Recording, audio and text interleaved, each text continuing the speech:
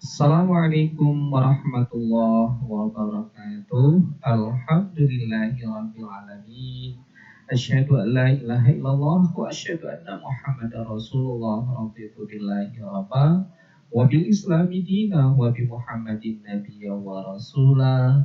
Rabbi shrah li sadri wa yassir li amri wa hlul 'uqdatam min lisani yafqahu qawli. Apa kabar semuanya? Semoga dalam keadaan sehat, walafiat, di mana saja Anda berada. Tentunya ya, pada kesempatan ini kita akan lanjutkan bahasan kita tentang manajemen perang. Nah, fokus pada kesempatan ini kita akan membahas tentang tata laksana pemerahan. Ini sangat penting Bapak Ibu, anak-anakku semua ya, di dalam tata laksana pemerahan ini. Salah satu kunci keberhasilan apakah kita mendapatkan produksi yang baik nantinya, mendapatkan produksi yang optimal, nah ditentukan di dalam proses pemerahan ya. Oke, pemerahan ya. Apa itu ya? Pemerahan itu adalah bagaimana kita nantinya mengeluarkan susu dari ambing sapi. Nah, pada umumnya sapi yang sedang diperah sangat sensitif ya terhadap keadaan lingkungan di sekitarnya, di sekelilingnya, dan oleh suatu keadaan tertentu yang senantiasa berubah-ubah ini akan berpengaruh. Oleh sebab itu, untuk menjamin kelangsungan produksi susu tetap stabil, maka ya cara yang sama dan teratur serta sudah terbiasa dilakukan hendaknya selalu diikuti dan dikerjakan secara seksama dan hati-hati ya. Nah, dalam suatu peternakan sapi perah, pelaksanaan pemerahan merupakan faktor yang sangat penting untuk memperoleh hasil produksi susu yang diharapkan. Keterampilan dalam melakukan pemerahan sapi merupakan syarat mutlak harus dikuasai oleh seorang pemerah tentunya ya. Biasanya di suatu peternakan itu ada anak kandang ya, tentunya ada anak kandang yang dipersiapkan secara khusus, dilatih keterampilannya sehingga dia punya kemampuan untuk memerah dengan baik, tentunya dengan segala macam persyaratan yang sudah ada atau sudah ditentukan.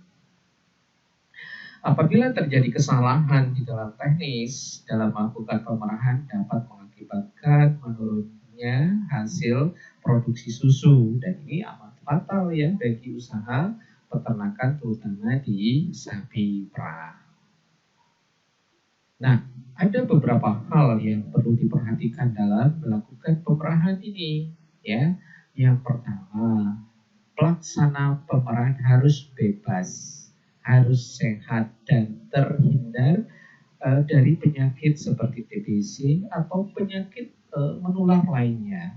Karena kita tahu bahwa susu itu adalah menjadi media yang baik ya, untuk berkembangnya bibit penyakit, dan itu menjadi carrier nanti bisa terbawa kemana-mana, bisa terbawa ke konsumen. Nah, ini harus kita hindari. Berikutnya yang kedua, pelaksana pemerah harus memiliki sifat-sifat ya. Dia harus punya sayang, rasa kasih sayang pada ternak sapi perah. Kemudian dia juga menyenangi pekerjaannya, jangan sampai selalu menggerutu, merasa tidak nyaman ya. Itu juga menjadi pertimbangan sebagai pemerah ya. Kemudian berikutnya adalah berbadan sehat dan tidak jorok ya. Kembali ya, berbadan sehat dan tidak jorok, karena kita tahu Bapak tegaskan kembali susu ini adalah media yang baik untuk terjadinya kontaminasi dari luar, dan ini berpengaruh yang kurang baik nanti ke kualitas susu yang didapatkan. Kemudian berikutnya, dapat memerah dengan cepat dan teratur, karena ada masanya, tidak boleh berlama-lama memerah, itu paling tidak ini berkaitan dengan hormon nanti dikeluarkannya air susu. Jadi harus benar-benar cepat ya dan terampil. Yang terakhir ini terampil dalam teknik pemerahan. Nanti di berikutnya kita akan jelaskan beberapa teknik yang bisa digunakan di dalam pemerahan ini. Nah, apa sih yang harus dilakukan sebelum pemerahan? Yang pertama itu kandang atau tempat pemerahan ini, ya. Kandang harus bersih dari semua kotoran sapi, air kencing misalnya, ya, maupun sisa-sisa makanan yang berbau. Karena susu itu dengan mudah nanti bisa menyerap bau-bau yang ada di sekitarnya, termasuk di dalam yang memerah ini. Hati-hati di dalam menggunakan parfum, ya.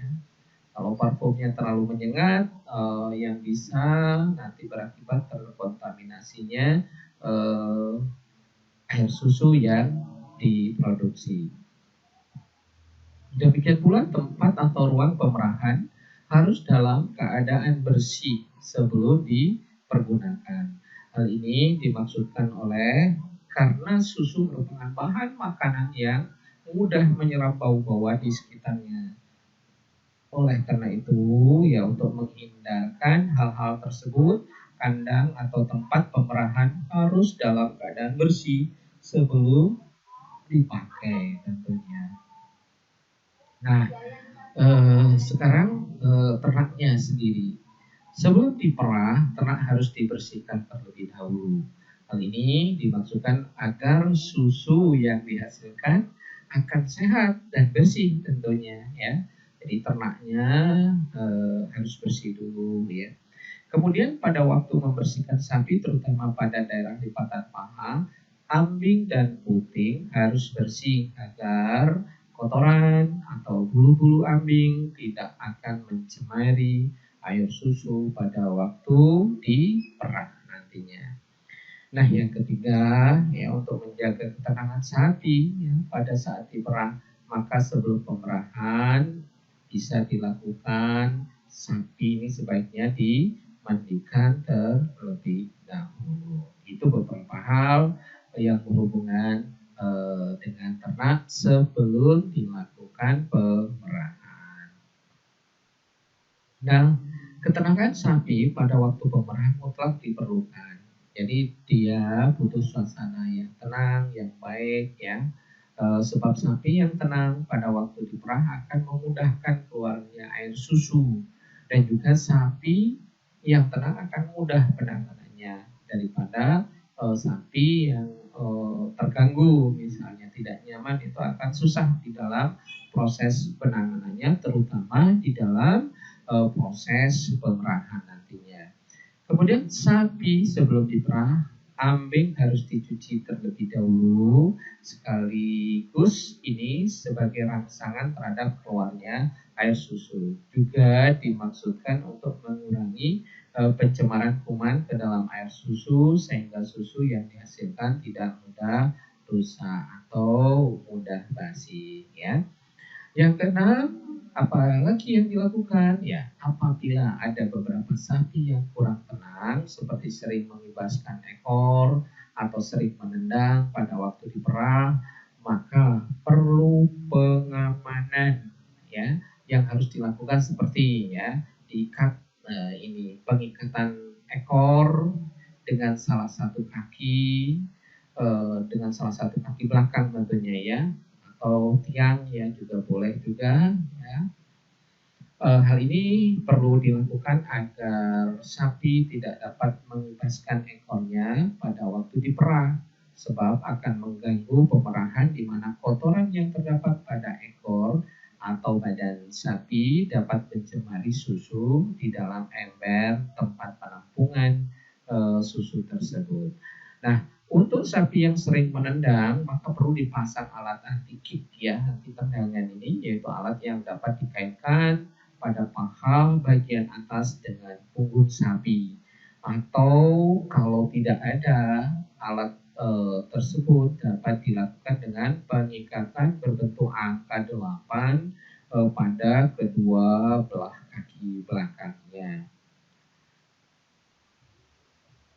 Nah, selanjutnya ya, setelah bagaimana menyiapkan kondisi sapinya, sekarang yang harus disiapkan adalah peralatan dan bahan pemerahan.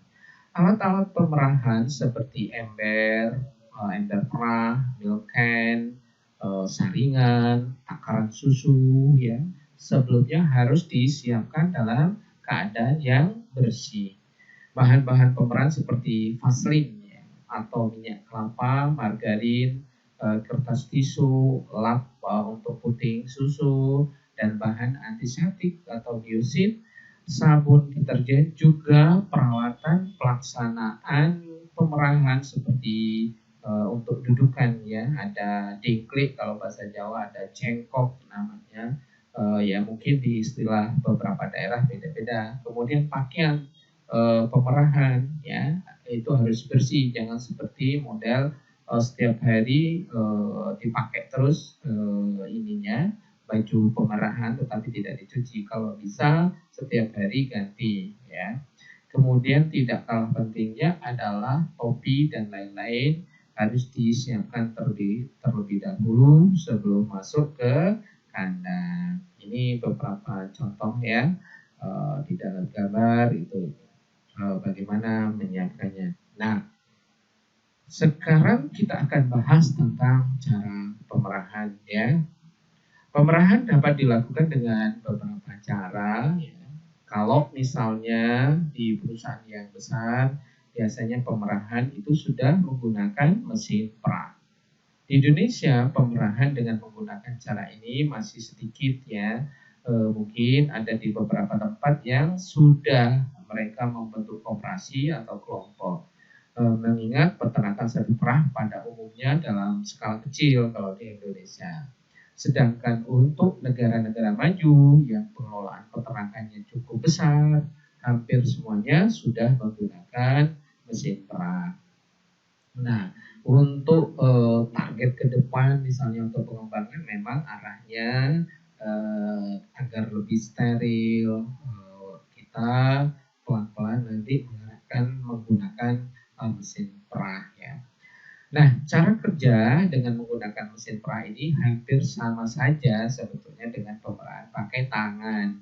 Hanya bedanya dilakukan dengan menggunakan mesin ya. Sebelum melaksanakan pemerahan, ambing dibersihkan dan dirangsang terlebih dahulu menggunakan rabaan tangan, kemudian diperiksa pancaran susu pertamanya dari masing-masing puting. Apabila terjadi ada perubahan, misalnya ada berdarah, misalnya warnanya agak bernanah, menggumpal, dan sebagainya, menandakan bahwa ambing atau putingnya menderita sakit. Nah, itu biasanya tidak dilanjutkan pemerahannya. Nah, ini harus benar-benar dilakukan tes ya, supaya susu tidak akan tercemar dengan bahan yang punya kontaminasi dari penyakit tersebut. Nah, bila mana terdapat tanda-tanda tersebut pada sebagian ambing ya atau seluruhnya, sebaiknya jangan dilakukan pemerahan dengan mesin. Jadi kalau sudah ada terlihat tanda-tanda bahwa ini ada kondisi misalnya bercak merah tadi atau seperti nanah yang dikeluarkan waktu tes pertama, pancaran pertama, itu harus jangan dilanjutkan kita lakukan pemerahan. Setelah ambing diperiksa dan dibersihkan, kemudian perangkat mesin perah yang telah disiapkan sebelumnya dalam keadaan siap, maka kita on-kan, dipasangkan pada masing-masing puting ya. Kemudian pemerahan berjalan dan air susu mengalir ke dalam ember pengumpul. Lamanya pemerahan ini harus diperhitungkan untuk setiap individu sapi perah itu kurang lebih selama 8 menit. Kenapa demikian? Karena itu berhubungan dengan hormon ya, hormon yang menggertak keluarnya air susu tersebut. Oleh karena itu harus disiapkan sedemikian rupa, targetnya tidak lebih dari 8 menit ya. Kemudian hal yang ini semua ya tergantung pada banyaknya produksi susu yang dihasilkan serta kemampuan dari mesin perah itu sendiri. Nah, kalau di perusahaan besar sudah barang tentu dia sudah dengan mesin yang relatif bagus ya, relatif bisa diandalkan tentunya ya, dengan target 8 menit itu bisa tercapai dengan baik. Bila mana corong atau puting tip cupnya kadang-kadang lepas ya dengan sendirinya, maka segera dipasangkan kembali. Jadi operator harus siap ya melihat, mengamati kondisi masing-masing daripada sapi perah atau tip cupnya ini, jangan sampai ada yang lepas. Apabila aliran susu sudah mulai sedikit atau sudah tidak ada aliran susu ke mesin perah lagi, maka segera corong puting ini dilepas ya. Kemudian untuk lebih menuntaskan sisa-sisa air susu yang ada dalam AB, dilakukan pemerahan kembali dengan tangan agar lebih sempurna ya. Bisa menggunakan dengan teknik stripping. Nanti kita jelaskan di ini ya, teknik beberapa pemerahan. Kemudian sebagaimana biasanya setelah pemerahan berakhir langsung ambing dan puting dibersihkan dengan larutan desinfektan untuk mencegah ya, penyakit radang ambing yang dikenal dengan mastitis, bukan maskario atau mas-mas yang lain ya. Ini sangat berbahaya mastitis ini dan bisa menurunkan produksi susu apabila ada ternak sapi kita yang terjangkit dengan penyakit mastitis ini. Nah, sekarang kita lanjutkan ke pemerahan dengan tangan. Ada 2 cara yang biasa dilakukan, ya, tergantung pada kondisi puting, apakah itu besar atau putingnya kecil, dan mungkin juga bisa saja putingnya pendek. Nah, pemerahan dengan seluruh jari tangan ya, atau dikenal dengan full hand. Ya, ini full hand ya. Semuanya tangan jari-jarinya seperti ini ya. Ini full hand. Biasanya dilakukan pada ambing yang mempunyai bentuk puting panjang besar. Pemerahan dilakukan dengan cara puting dipegang antara ibu jari dengan jari telunjuk pada pangkal puting, menekan dan meremas pada bagian atas. Sedangkan ketiga jari yang lain meremas bagian tubuh puting secara berurutan sehingga air susu memancar keluar dan dilakukan sampai akhir susu dalam ambing itu. Habis itu kita kalau menggunakan full hand. Ada teknik juga kniven ya, tetapi yang sering digunakan itu adalah full hand dan strippen atau stripping ya. Kemudian pemerahan dengan 2 jari sambil menarik puting atau stripping. Nah ini ya, seperti ini 2 jari. Cara ini sering dilakukan pada sapi-sapi yang mempunyai bentuk puting kecil, yaitu dilakukan dengan memijat puting oleh ibu jari dan jari telunjuk pada pangkal puting dan diurutkan ke arah ujung puting sampai air susu memancar keluar. Nah, pada cara ini harus menggunakan bahan pelicin seperti vaselin atau minyak kelapa atau agar puting ini ya, dengan harapan ya agar puting tidak terjadi lecet atau memar dan seterusnya ya. Dari kedua cara tersebut, maka cara yang paling baik adalah pemerahan dengan seluruh jari ya, untuk menghindari terjadinya lecetnya daripada puting dari sapi perah kita. Nah, pemerahan dengan cara ini mudah ya, untuk dilakukan dan tidak merusak bentuk puting ya. Tidak perlu menggunakan minyak untuk memperlicin pemerahan, karena minyak akan menyebabkan air susu kalau misalnya ada yang menetes itu menjadi terkontaminasi atau menjadi kotor, baik oleh bakteri atau minyak itu sendiri. Apalagi kalau minyaknya sudah tengik atau rancid. Nah, ini juga kurang bagus terhadap nanti produksi susu yang kita punyai ya, atau yang kita hasilkan. Nah, kita lanjutkan ya anak-anakku semua atau Bapak Ibu ya, pelaksanaan pemerahan sekarang ya. Nah, pemerahan pada sapi perah umumnya dilakukan 2 kali setiap hari. Bisa dilakukan pagi dan sore hari dengan jarak pemerahan pagi dan sore adalah sekitar 12 jam misalnya. Nah, kalau untuk pagi ini biasanya kita harapkan pagi-pagi atau jam 3 atau jam 4 ya sebelum subuh itu sudah diperah dengan harapan kalau misalnya ada konsumen susu segar nanti di pagi jam 6, jam 7 atau loper susu itu sudah sampai ke pelanggan ya. Jadi itu harapannya biasanya pemerahan itu di pagi hari. Berbeda mungkin dengan perusahaan karena mereka langsung diolah ya di setempat atau ada koperasi persusuan misalnya langsung nanti diolah. Tetapi kalau misalnya konsumennya itu susu segar, biasanya para peternak ya terutama itu memerahnya pagi-pagi.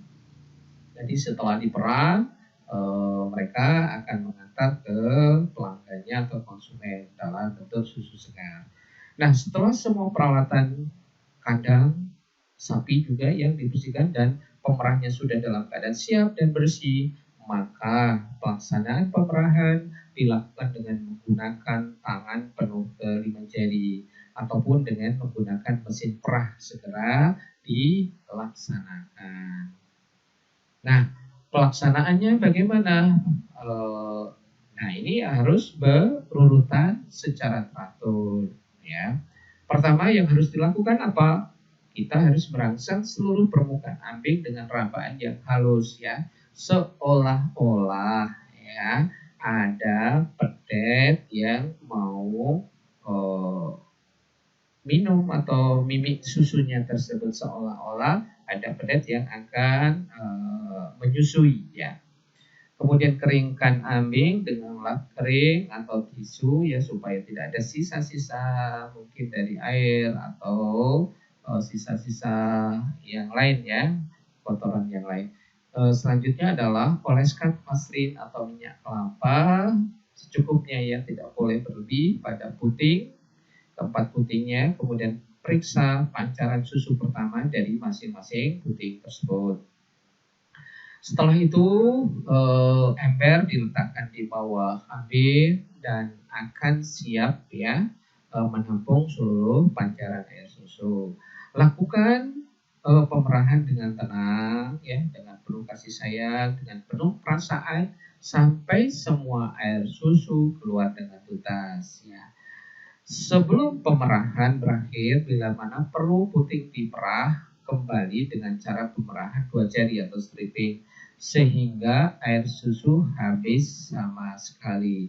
Perlu diingat, usahakan proses pemerahan tidak lebih dari 8 menit ya, karena ini berhubungan dengan hormon ya di dalam menggertak air susu ini. Kalau berlebih nanti bisa kurang optimal didapatkan susu ya, produksi air susunya. Nah, selanjutnya adalah ambing dicuci dengan antiseptik untuk menghindari terjadi kalau ada kontaminasi dari bakteri ya, membersihkan sisa-sisa susu melekat pada puting atau ambing, kemudian kita semprotkan atau celupkan larutan iodin atau biosit pada keempat puting yang sudah kita perah. Kemudian air susu segera dibawa keluar kandang ya, menuju kamar susu untuk ditakar, disaring dan didinginkan atau diproses lebih lanjut kalau ada tempat pengolahannya. Dapat dilakukan pengambilan contoh air susu untuk bahan pengujian kualitas air susu dari tiap-tiap individu sapi tersebut. Sesudah pemerahan ya dari sapi satu telah selesai, kemudian pindah ke sapi yang berikutnya dengan urutan dan cara yang sama. Dilakukan pemerahan dimulai dari sapi yang sehat ya. Kalau ada sapi yang sakit, kalau perlu dikarantina, ada tempat kandang khusus, jangan disatukan pada kandang yang sama untuk menghindari terjadinya penularan penyakit ya. Nah, yang berikutnya adalah penculupan puting. Sesaat setelah pemerahan, saluran air susu pada puting terbuka sehingga kuman itu lebih mudah masuk ke dalam ambing tersebut. Nah, jika puting segera direndam dengan larutan iodin atau biosif dengan cara disemprot, maka masuknya kuman ke dalam puting dapat kita cegah sehingga mengurangi kemungkinan terjadinya penyakit mastitis ya.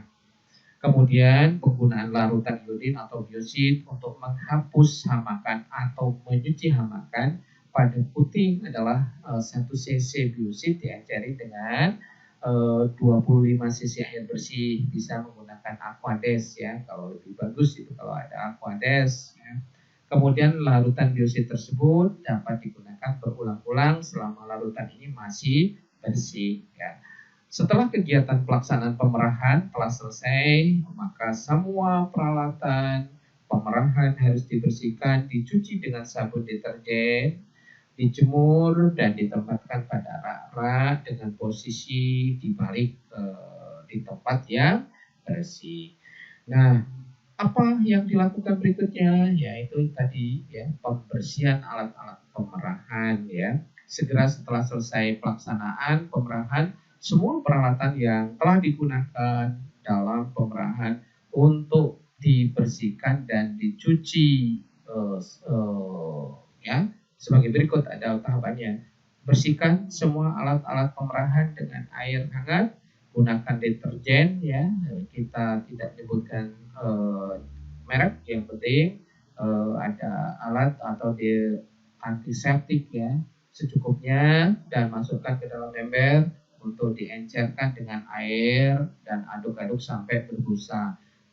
Lebih bagus kalau bisa menggunakan air hangat atau yang bisa membunuh atau membasmi atau mengurangi jumlah mikroba yang ada di dalam mungkin. Dan itu kalau air panas itu bisa merontokkan lemak-lemak yang ada di peralatan tersebut ya. Kemudian dicuci semua peralatan pemerahan, ember, milk can, saringan, kain saring, lap puting maupun perangkat mesin perah berhubungan langsung dengan air susu, digosok dan disabun dengan bersih.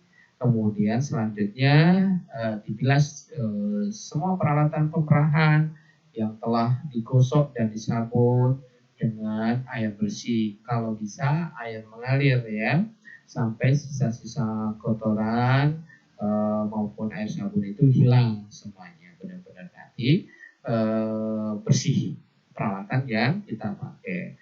Selanjutnya kita letakkan alat-alat yang telah dicuci tersebut pada rak atau tempat yang sudah disiapkan. Demikian yang bisa disampaikan pada kesempatan kali ini.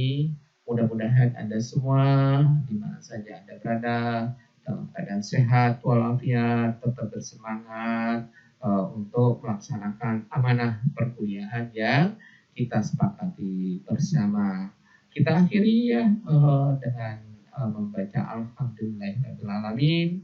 Nasrun minallah wa fathun qarib. Wassalamualaikum warahmatullahi wabarakatuh.